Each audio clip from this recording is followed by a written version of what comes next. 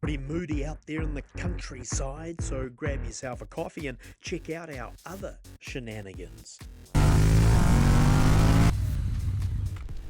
And our most recent exploits were to see a Japanese police show, that was interesting, and the accessory stores with goodies.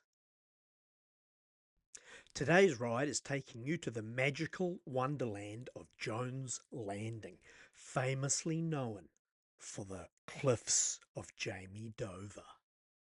We are in New Zealand, central North Island. It's only 1 hour out of Rotorua.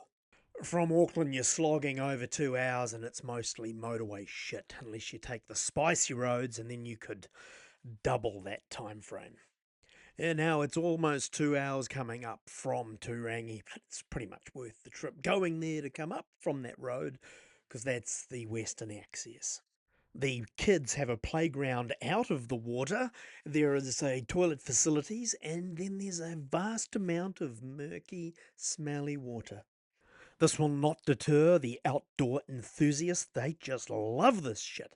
And behold the cliffs of Jamie Dover.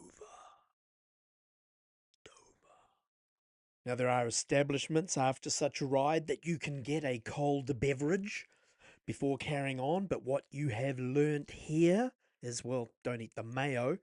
You know where Jones Landing is. So if you're riding around, you should go and check it out. It's a nice place to sit down and pack your own lunch on the side of the Waikato River.